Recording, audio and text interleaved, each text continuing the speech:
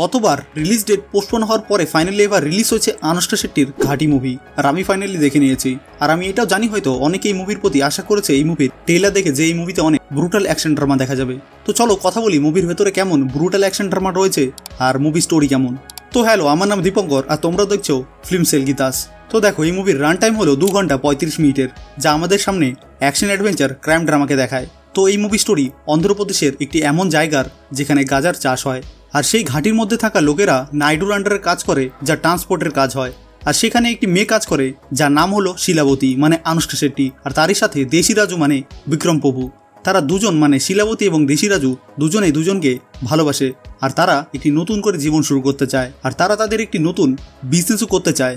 আর এর জন্য তারা বড় বড় বিজনেসম্যানদের সাথে দেখা করতে চায়, কিন্তু নাইডু এই কথাটি কোনোভাবে মেনে নিতে পারছে না।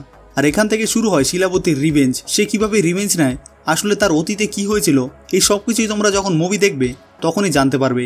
দেখো, আমি প্রশংসা করব আনুষ্কা শেট্টির, তিনি যেভাবে অভিনয় করেছেন যা দেখে তোমরা পুরো মুগ্ধ হয়ে যাবে।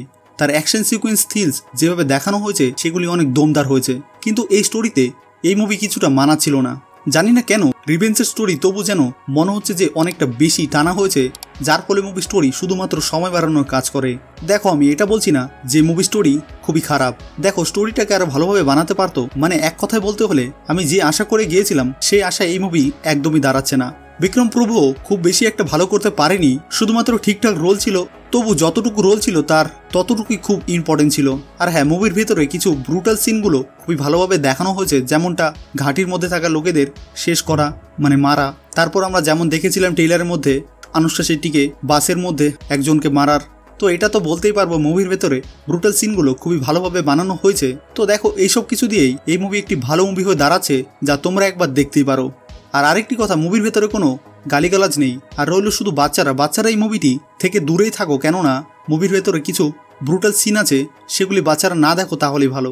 এছাড়া এই মুভি একটি ভালো মুভি যা তোমরা দেখতেই পারো। আর তোমরা যদি আমার রিভিউ করার আগে দেখে থাকো তাহলে নিচে কমেন্ট করে বলো কেমন লেগেছে এই মুভি। আর আজকে এখানেই শেষ করছি। আর আজকের এই রিভিউ ভিডিওটি যদি তোমাদের ভালো লেগে থাকে তাহলে অবশ্যই নিচে কমেন্ট করে বলো, এবং এমনই রোজ আপডেট পেতে আমাদের এই চ্যানেলটি সাবস্ক্রাইব করে রাখো।